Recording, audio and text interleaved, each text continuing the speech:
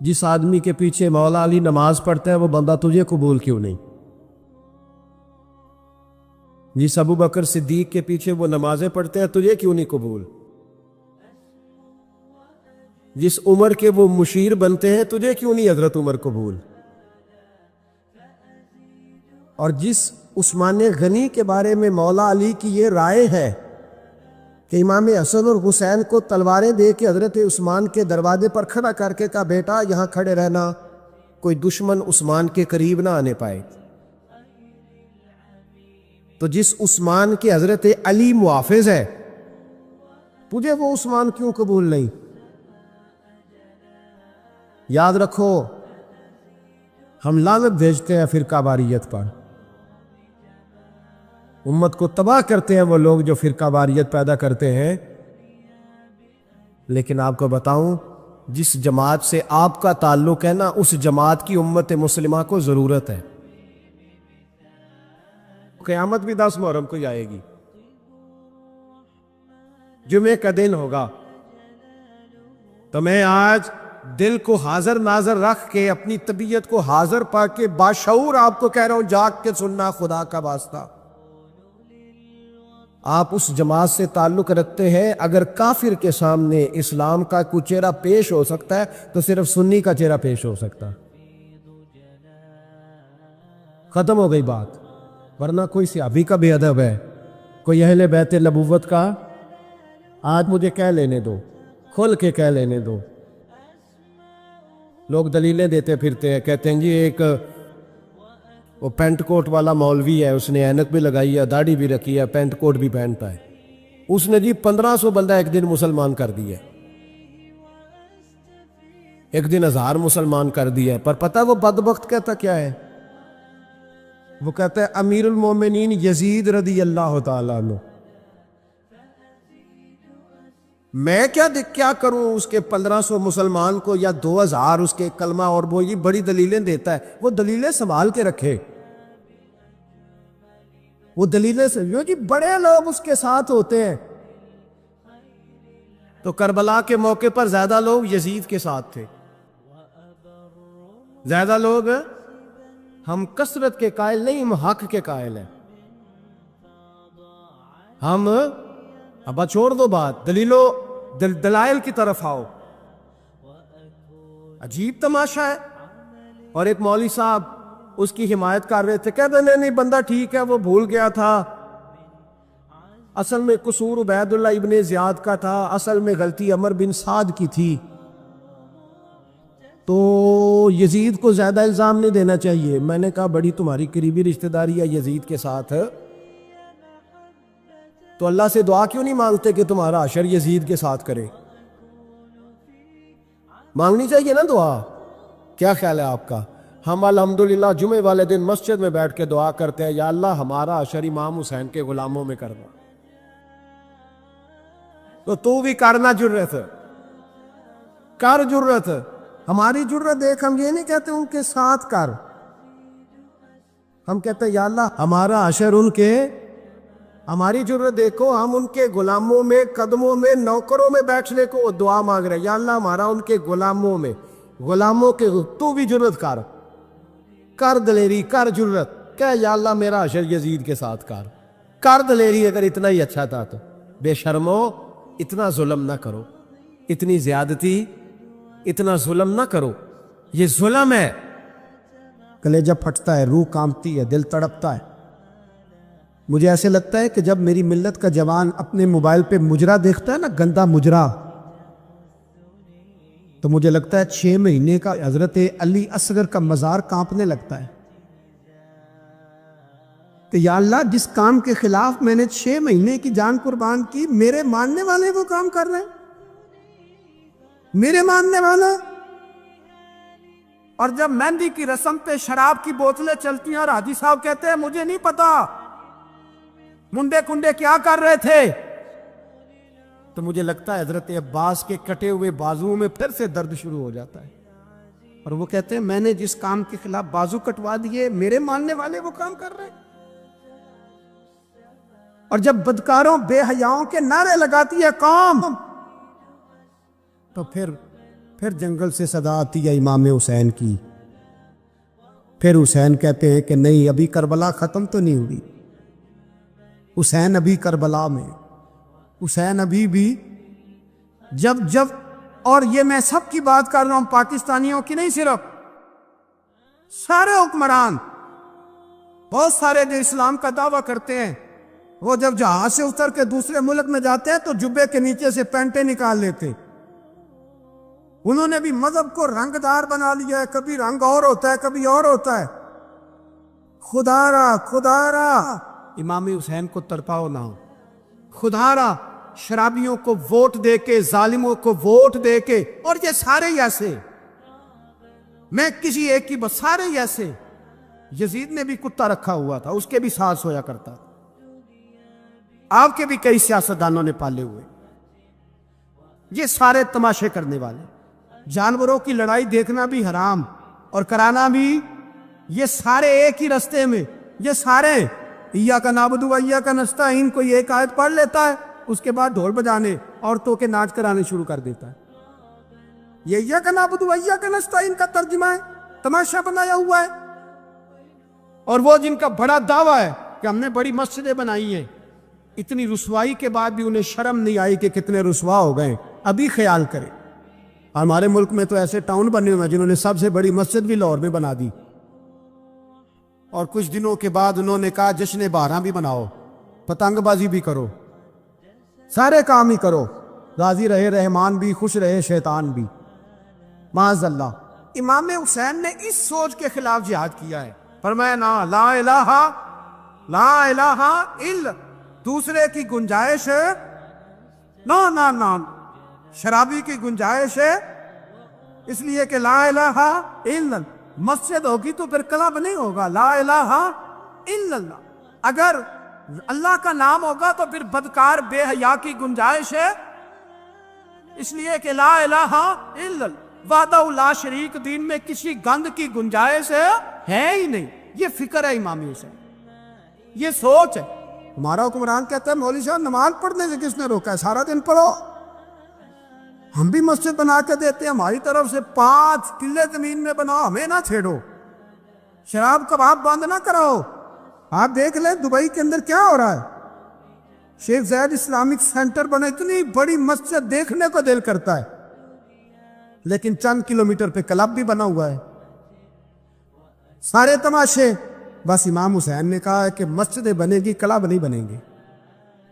یزید کہتا تھا مسجد بھی بناؤ اور شراب خانہ بھی بناؤ. امام حسین نے فرمایا نہ، شراب خانہ نہیں بننے دوں گا. اس نے کہا ٹھیک ہے، نماز کے وقت نماز اور صبح یہ. فرمایا نہ، لا الہ الا اللہ. اور کس طرح کا امام حسین نے؟ آپ نے فرمایا خودی کا سر نہاں.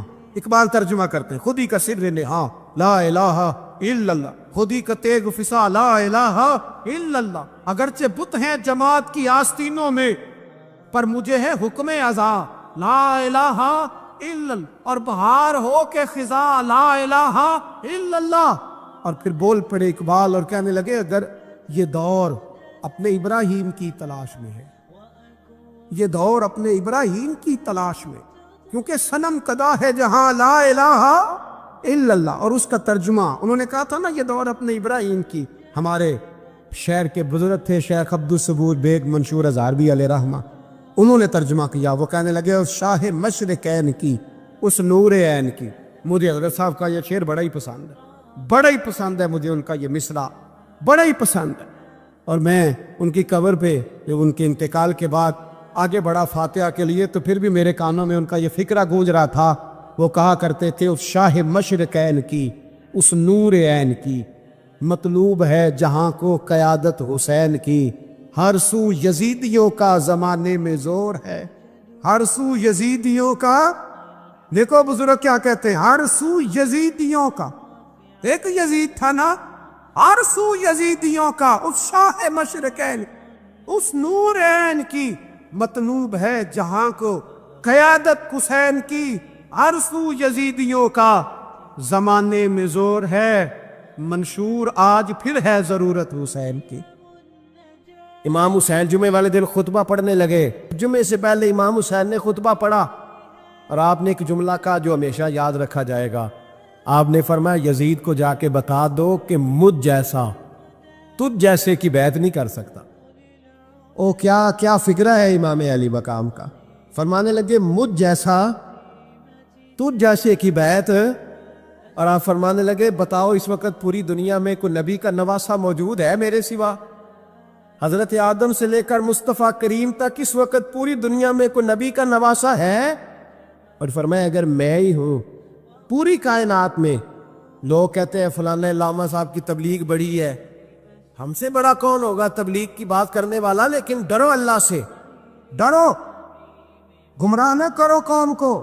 یہاں تباہی اتر گئی ہے، کوئی بڑی داڑھی رکھ کے معاذ اللہ تعالیٰ اہل بیت کے بارے میں بکواس کرتا ہے، اور کوئی بالکل داڑھی مڈا کے نلدا سر کر کے ممبروں پہ ناچتا ہے اور صحابہ کے بارے میں بکواس کرتا ہے۔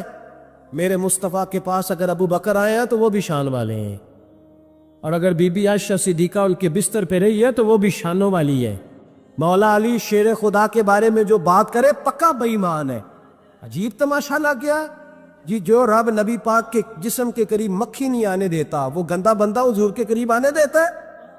عجیب تماشا ہے، امت کو تباہ کر رہے ہو، کافر کو موقع دے رہے ہو یہ کہنے کا یہ تمہارے نبی کے پاس بیٹھنے والے ٹھیک نہیں تھے۔ اگر حضور کے پاس بیٹھنے والے ٹھیک نہیں تھے تو بعد والے کیسے ٹھیک ہو گئے؟ تو یہ بعض حالت ہے، یہ ان بے شرموں کو یہ امت میں تفرقہ ڈالتے، بے حیائی کرتے ہیں۔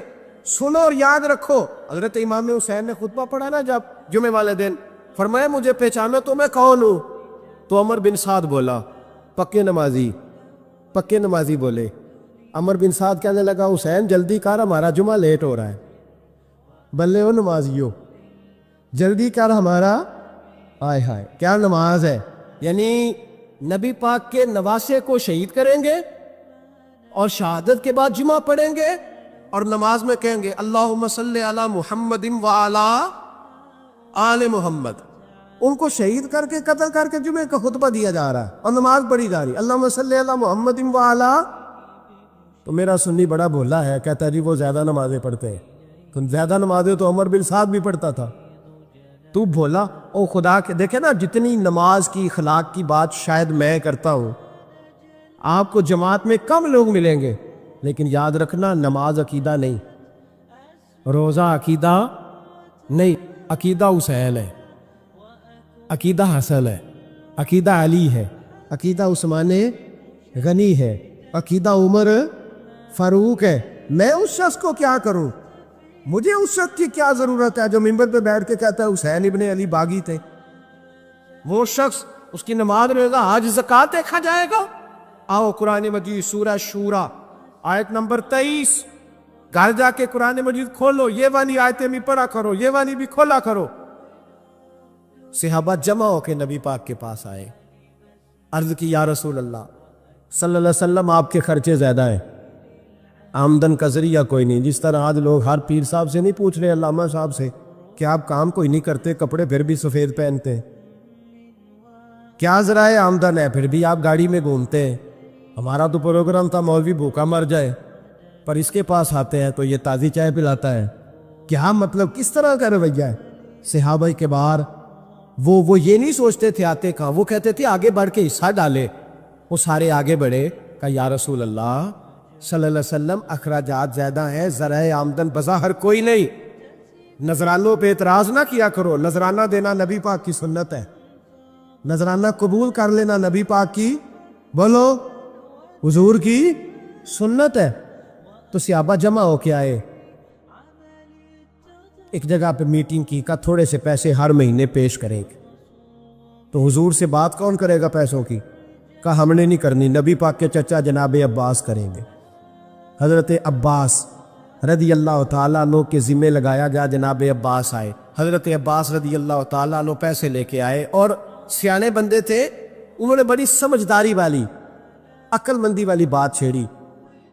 یہ نہیں کہا کہ حضور ہم یہ نذرانہ دیں گے، کہنے لگے یا رسول اللہ ہمیں پتہ ہے آپ کی مذہبی مصروفیت اتنی ہے کہ آپ کو ٹائم نہیں ملتا کاروبار کرنے کا، اگر آپ کام کریں گے تو پھر آپ کس طرح کر کے دین کا کام ہو سکے گا، اور یا رسول اللہ آپ نے جو ہمارے لیے کیا ہے اس کا ہم بدلہ نہیں دے سکتے، ایک حرف کا بدلہ نہیں دے سکتے، حضور یہ تھوڑا سا نذرانہ ہر مہینے لایا کریں گے، قبول کر لیں۔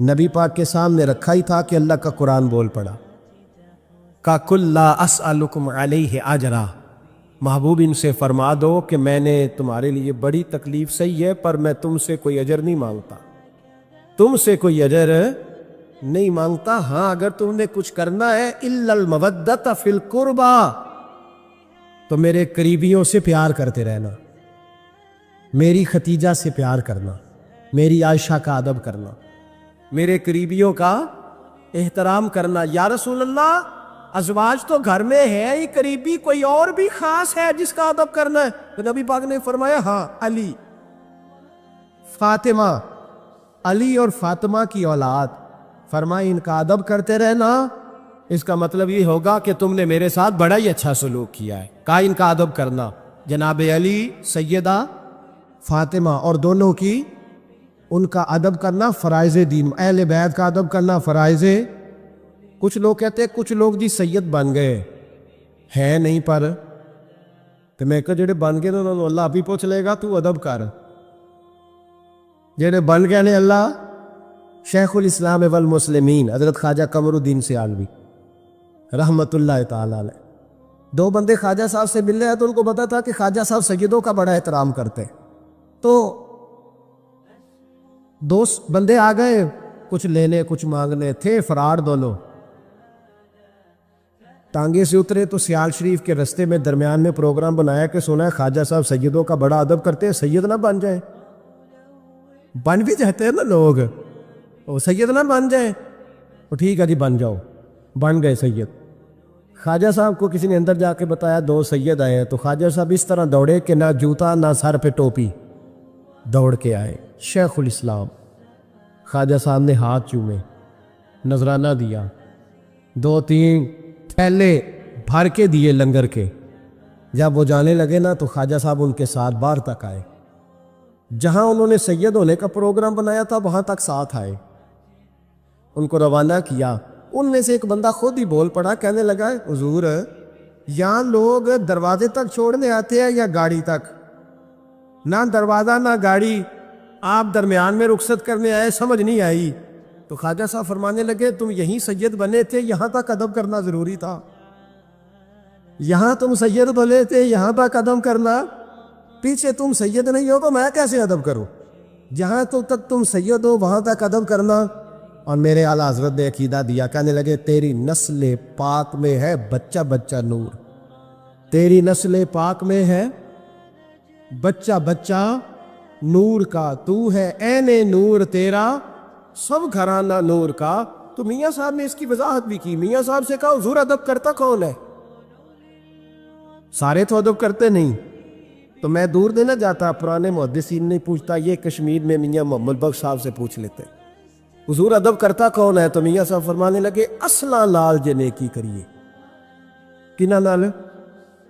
اصلا لال جے نیکی کریے تے وہ نسلہ تاک نہیں پھول دے، ہاں بے اصلا نال نیکی کریے تے پھول کنڈیاں نال تول دے۔ بے اصلا فرمانے لگے جو اصل ہوگا نا اخلاق کا، کردار کا، خاندان کا اصل، وہ ہمیشہ مصطفیٰ کے صحابہ کا بھی احترام کرے گا اور اہل بیت نبوت کا بھی ان کا ادب کرے۔ سنے نبی پاک نے کیا فرمایا، ترمذی میں حدیث ہے، نبی پاک نے خطبہ حجت الوداع دیا۔ لوگ ہمیں کہتے ہیں نماز روزہ حج زکوٰۃ اس سے آگے نہ جاؤ، حضور نے خطبہ دیا، فرمایا میں تمہیں دو چیزیں دے کے جا رہا ہوں، اگر تھام کے رکھو گے تو گمراہی تمہارے پاس نہیں آئے۔ یا رسول اللہ کون کون سی؟ فرمانے لگے ایک میں تمہیں قرآن دے کے جا رہا ہوں، دوسرا اپنا خاندان دے کے جا رہا ہوں، ان کو تھام کے رکھنا، گمراہی کبھی تمہارے پاس، ان کو تھام۔ سنو حضرت اسامہ بن زید رضی اللہ تعالیٰ، حضرت اسامہ آپ فرماتے ہیں مجھے نبی پاک سے کوئی کام تھا، یہ بھی ترمذی کی حدیث ہے، کہتے ہیں میں حضور سے ملنے گیا تو میں نے نا حضور سے بات چھیڑی، نبی پاک سے میں نے ذکر چھیڑا، جب وہ بات میں نے کرنی شروع کی نا تو حضور نے چادر اوڑی ہوئی تھی، بکل جس کو مارتے ہیں، کہتے ہیں چادر اوڑی ہوئی تھی، تو نبی پاک کی نا چادر میں دو چیزیں حرکت کر رہی، تو جناب اسامہ بن زید رضی اللہ تعالیٰ عنہ فرماتے ہیں بات کرتے کرتے میری توجہ جب ادھر گئی تو میں اصل بات ہی بھول گیا، میں کہنا کچھ چاہ رہا تھا، میری زبان سے کچھ نکل رہا تھا، کیونکہ جب توجہ پھٹ جاتی ہے نا اس لیے توجہ بٹ جائے تو پھر لفظوں کا حسن برقرار نہیں رہتا. تو جناب اسامہ بن زید کہتے ہیں میں کہنا کچھ چاہ رہا تھا، میرے منہ سے نکلتا کچھ اور تھا. تو سرکار سمجھ گئے. تو حضور صلی اللہ علیہ وسلم مسکرا کے کہنے لگے بھول گئے ہو نا بات؟ تو میں نے کہا حضور بھول گیا ہوں. تو کہتے میں بھی ان سے کب سے کہہ رہا ہوں کہ باز آ جاؤ، لیکن یہ نہیں آ رہے. کہتے میں اور پریشان ہوا کہ یہ کن سے حضور کہہ رہے. تو نبی پاک نے چادر مبارک کو کھولا، ایک بغل سے امام حسن نکلے، دوسرے سے امام حسین نکلے. یہاں بھی ملا پریشان ہے، بڑی ٹینشن میں ہے. کہتا ہے جی ہر نانا ہی اپنے نواسوں سے پیار کرتا ہے. تو میں نے کہا بیوقوف، یہ عام نانا نہیں، یہ وہ والے نانا ہے جن کے بارے میں اللہ کہتے ہیں وَمَا يَنْتِقُ عَنِ الْهَوَىٰ إِنْ هُوَ إِلَّا وَحْيٌ يُوحَىٰ. فرمایا میرے محبوب اتنی دیر تک بولتے نہیں جب تک میں حکم نہیں کر دیتا. تو امام حسن اور حسین کا پیار بھی اللہ کا حکم تھا، اس لیے ہو رہا تھا. فرماتے جب نبی پاک کی بغلوں سے وہ دونوں نکلے نا، تو میں نے حضور کی آنکھوں میں چمک دیکھی، نور دیکھا. اور جیسے بندہ کسی سے پیار کرتا ہے تو چہرہ بھی بتا نہیں رہا ہوتا. آج کل کی زبان میں کہتے ہیں باڈی لینگویج، اس کی باڈی لینگویج بھی بتاتی ہے کہ یہ جو بات کر رہا ہے نا یہ طاری ہے. تو محبوب فرمانے لگے اسامہ یہ دونوں میرے بیٹے ہیں، یہ دونوں میرے بیٹے ہیں کیونکہ میری بیٹی کے بیٹے ہیں. اور فرمایا اسامہ میں ان سے بڑا پیار کرتا ہوں. کاش امت ان لفظوں کو سمجھ جائے. حضور نے فرمایا میں ان سے بڑا پیار کرتا ہوں، میں بڑا پیار کرتا ہوں. اور میں نے رب سے دعا کی ہے یا اللہ جو ان سے پیار کرے تو اس سے پیار کرنا. میں نے یہ دعا کی ہے اے اللہ جو ان سے پیار کرے تو اس سے بھی پیار کرنا. حضرت امام حسنین پہلی بات یہ ہے کہ ان کا پیار ایمان کا حصہ ہے، ان کا پیار ایمان کا حصہ ہے. ان سے جو پیار نہ کرے گا وہ صاحب ایمان. ہمارے حکمران پتہ کیا کہتے ہیں؟ کہتے ہیں مولوی ہر وقت تمہارے پیچھے پڑے رہتے، ہم نہیں مسلمان، ہم نہیں نماز پڑھتے، تمہیں تو سورۃ اخلاص نہیں آتی. یزید تو جمعہ پڑھایا کرتا تھا. امام حسین نے فرمایا مجھے کیا ضرورت تھی مدینہ چھوڑ کے مسجد نبوی چھوڑ کے آتا، میں تو اس لیے آیا ہوں کہ جس کو تم نے حکمران بنایا وہ شرابی ہے. کون ہے وہ؟ رنڈیوں کا ناچ دیکھتا ہے، مجرے دیکھتا ہے، مجرے. وہ اللہ کے حلال کو حرام اور حرام کو حلال کہتا ہے. لہذا مسلمانوں کا حکمران بننے کے قابل یہ امام. اور یہ میں آپ کو ایک نہیں، میں 20 تاریخوں میں دکھاؤں گا کہ یہی خطبہ امام حسین کا. یہ آج پوری دنیا کا حکمران اللہ ماشاءاللہ اسی طرح کا نمازی ہے. وہ کہتا ہے میری فوٹو دیکھی نہیں، میں نے عید پڑھی ہے مسجد میں، دیکھا نہیں فوٹو لگی ہوئی تھی، میں نے بھی عید پڑھی ہے، جمعہ پڑھا نہیں میں نے. میرا بھی ابا فوت ہو جائے تو جنازہ پڑھتا ہوں، مولوی مجھے مسلمان کیوں نہیں مانتا؟ میں نے کہا یزید کا کیوں نہیں امام حسین نے مسلمان مانا؟ وہ تو دمشق کی جامع مسجد کا خطیب تھا. امام حسین نے سبق دیا ہے، سبق کہ زانی شرابی کو حکمران بنایا جا سکتا. میرے بھائی امام اب پتہ کیا کیا کرے؟ ایک معروف نعرہ ہے امام حسین تو زندہ باد ہے، اور انشاءاللہ وہ پہلے بھی زندہ باد تھے، قیامت تک کی زندہ باد ہے. حسین ہی تو زندہ باد ہے. آپ کو سچی بات بتاؤں، حسین ہی تو. اور قیامت میں جب کسی نے اٹھنا ہوگا نا، اٹھنا، آپ یقین کریں جب کمر جھکنے لگتی ہے امام حسین کا نام سامنے آ جائے تو سیدھی کھڑی ہو جاتی ہے. حسین تو علامت ہے کھڑے ہونے کی. اور دنیا میں قتیل اس سا منافق نہیں کوئی جو ظلم تو سہتا ہے بغاوت نہیں کرتا. یہ امام حسین نے ہمیں بتلایا ہے کہ وہ منافق بے ایمان ہے جو ظلم سہے اور چپ کرے، یزیدی کے خلاف کھڑا نہ ہو. اس لیے ہم کہتے ہم سے نہ رقم ہوں گے قصیدے یزید کے، ہم لوگ تو حسین کے سیرت نگار ہیں. یہ کیسے زندہ باد، یہ نعرہ ضروری، مردہ آباد، اس نعرے کی ضرورت، اس نعرے کی. حسین تو زندہ باد ہے لیکن حسینیت زندہ باد. اور مردہ آباد کیا ہے؟ اس لیے کہ یزیدیت بھی مری نہیں، یزید مرا، پر یزیدیت وہ سسکتی ہے، دم توڑتی ہے، پر کسی نہ کسی رنگ میں، کسی نہ کسی کی شکل میں اٹھ کھڑی ہوتی ہے. اسی لیے اقبال نے کہا ستیزہ کار رہا ہے ازل سے تا امروز، چراغ مصطفی سے شرار بولہبی. اس نے کہا ہر جگہ کہیں نہ کہیں حضور علیہ السلام کی روشنی سے کوئی نہ کوئی لڑنے کی. کھڑے کرو اپنے آپ کو. کیوں ظالموں کی مدد کرتے ہو؟ کیوں بے ایمانوں کے سپورٹر بنتے ہو؟ کیوں ان لوگوں کے نعرے لگاتے ہو جو یزیدی ہیں؟ حسینی بنو. حسینی بن کے زندہ رہو، کوئی کھا نہیں جائے گا، کوئی کھا نہیں جائے گا۔ یزید مر جایا کرتے ہیں اور حسینیت آج بھی زندہ ہے اور قیامت تک زندہ رہے۔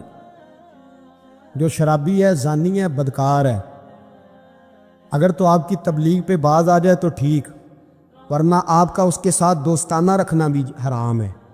کیا فتویٰ دیا میں نے؟ حرام ہے، حرام۔ اگر آپ کا دوستانہ ہے تو پھر 9-10 محرم کو دیگ نہ پکانا چاول کی، اس لیے کہ امام حسین کو تیری بریانی کی کوئی ضرورت نہیں، تیری باسمتی اور چھوٹا گوشت سنبھال کے رکھنا گھر میں، کوئی عادت نہیں۔ اگر شرابی، کبابی، زانی، بدکار سے دوستانہ ہے، اگر محلے کے غریبوں کو گالی دینے والوں کے ساتھ تیری دوستی ہے تو پھر 10 محرم کو چاول کی دیگ بالکل نہ پکانا، اس لیے کہ یہ کوئی تماشا نہیں کہ دوستی قاتل سے بھی، مقتول سے یارانہ بھی، کوئی مطلب نہیں اس بات کا۔ امام حسین کو ماننا تو پھر ڈٹ کے مانو، مظلوموں کے ساتھ کھڑے ہو جاؤ، غریبوں کے ساتھ کھڑے ہو جاؤ، برما کی بات کرو، برما کے مسلمان کی بات کرو، فلسطین، کشمیر، ان سب کے حق میں مسلمان اس وقت کھڑے ہوں گے جب سوچ حسینی ہو جائے گی، جب نظریہ حسینی ہوگا پھر کھڑے ہوں گے۔ 10 محرم ضائع نہیں کریں۔ اہل سنت کی علماء جہاں جہاں قرآن و سنت کی روشنی میں امام حسین کی بات کریں، جہاں جہاں بھی کریں، وہاں جا کے شریک ہوں۔ ہم بھی ہر سال بیٹھتے ہیں امام حسین کی یاد منانے، اور اس طرح بیٹھتے ہیں کہ حسین ہمارا ہے، حسین ہے، اور انسان کو بیدار تو ہو لینے دو، ہر شخص پکارے گا ہمارے ہیں حسین۔ اللہ ہمیں امام حسین کی سوچ عطا فرمائے۔ بڑی ضروری ہے یہ بات کرنی، بڑی ضروری، اور یہ بات آپ کے لیے سیکھنی۔ ذرا غور کریں، شیطان کی غلطی کیا ہے پتہ ہے آپ کو؟ اللہ کو نہیں مانتا تھا، شیطان کی غلطی کیا تھی؟ بولے کس کو ہے؟ لا الہ الا اللہ کو نہیں مانتا تھا، اللہ کو نہیں مانتا تھا۔ نہیں تو انہیں پتہ نہیں نا اس گل کا، تو میں تمہیں اگر پوچھا نا آج کی خبر کی یہ تازی، تو تمہیں پتہ ہے، اور بھائی اس کو بھی سمجھیں، یہ عقیدہ ہے، یہ ایمان ہے، میری منت ہے، اس کو سمجھ لو، یہ کام آئے گا۔ یہاں عجیب رٹا ہے، یہاں لوگ معاذ اللہ تبارک و تعالی اللہ کا نام لے کے در رسول سے دور کر رہے ہیں۔ بہت بڑا دھوکہ ہے، بہت بڑی زیادتی ہے، امت کے دلوں پر خنجر چلتا ہے، اور میرا تو کلیجہ پھٹتا ہے جب میں ایسی تحریریں پڑھتا اور سنتا۔ یار تو کیا بیان کر رہا ہے؟ ڈر اللہ سے مرنا نہیں، نبی پاک کو منہ نہیں دکھانا، تو کیا کر رہا ہے؟ بتانا شیطان کی غلطی کیا تھی؟ وہ تو صاف ستھری بات کر رہا تھا، یا اللہ ایک نہیں تو 1,00,000 سجدہ کرا، میں تجھے کرتا ہوں۔ اللہ نے فرمایا ادھر آنا، میرے محبوب کو سجدہ کر۔ کہنے لگا نہیں کرتا، فرمایا فخرج فإنک رجیم، نکل جا تو لعنتی ہے۔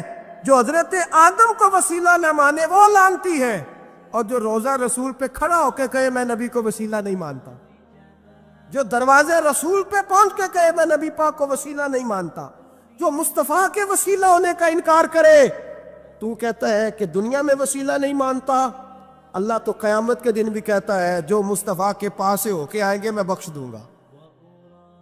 شفاعتی لآل الکبائر من امتی، حضور فرماتے ہیں موٹے موٹے گناہ گار آتے جائیں گے، کالی کملی کے نیچے چھپاتا جاؤں گا، جنت میں بھیجتا جاؤں گا۔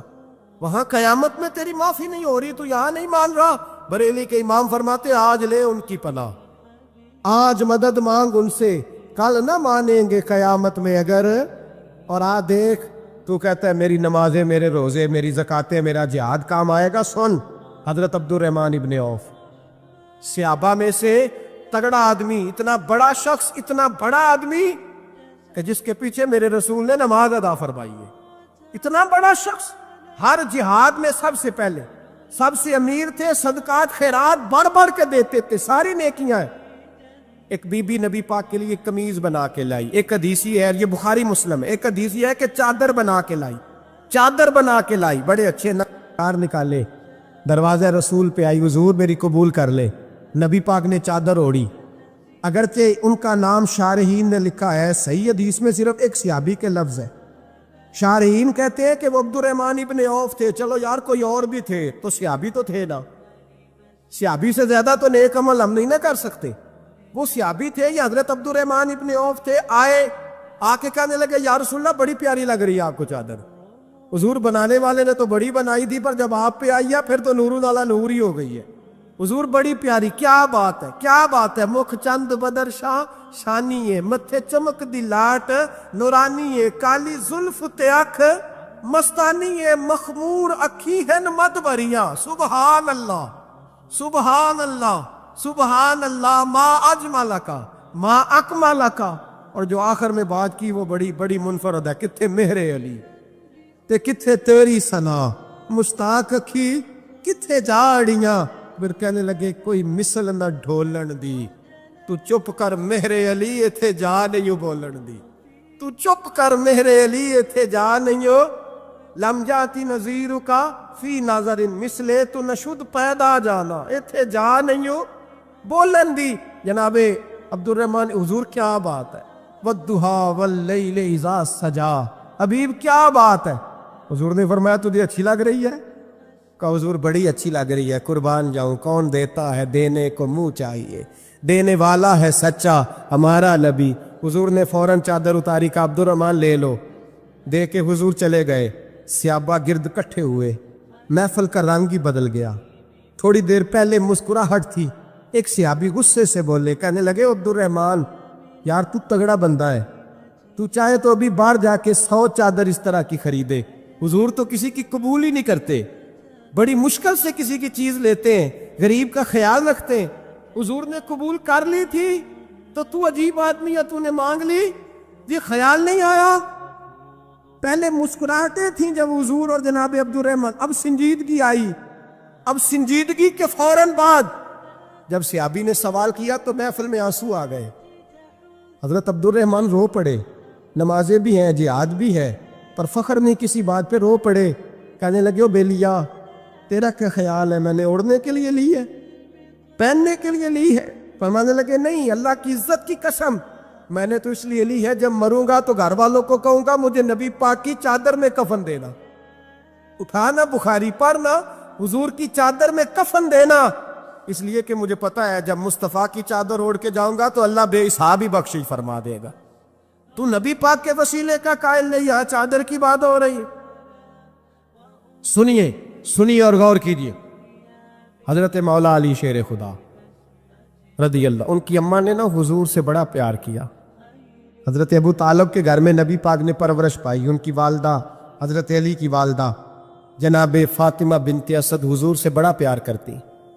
صحابہ کہتے ہیں اس دن حضور بڑا روئے جس دن حضرت فاطمہ نے مدینے میں انتقال فرمایا۔ فاطمہ بنت اسد جناب علی کی والدہ، فرماتے ہیں جب خبر ملی کہ حضرت علی کی والدہ وصال کر گئے تو حضور رونے لگے، فرمایا وہ علی کی نہیں، وہ تو میری ماں تھی، میری اماں تھی۔ امام ابو نعیم نے لکھا ہے، کہتے ہیں حضور نے فرمایا جب میری اماں کو غسل دینے لگو نا، کفن پہنانے سے پہلے مجھ سے پوچھ لینا۔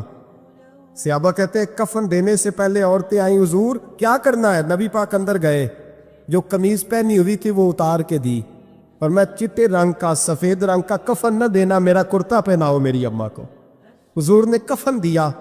حضرت ابو ذر غفاری فرماتے ہیں جب جنازہ پڑھ لیا نا تو نبی پاک فرمانے لگے قبر صحیح بنائی ہے تم نے؟ حضور صحیح بنائی ہے؟ فرمایا نہیں، لگتا نہیں۔ فرماتے ہیں یہ کہتے کہتے میرے نبی قبر میں اتر گئے، میری آنکھیں برس پڑی، میں نے کہا علی کی اماں رب تجھ سے کیا حساب لے گا، ساری رحمتیں تو پہلی تیری قبر میں آ گئی۔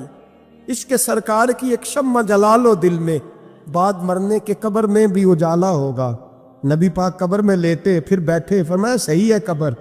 پھر میرے نبی پاک نے دفن کیا ان کو، پھر دیر تک دعا کرتے رہے اور رو کے فرمانے لگے اے اللہ اپنے نبیوں کے وسیلے سے اور میرے وسیلے سے میری اماں کی قبر روشن کر دے۔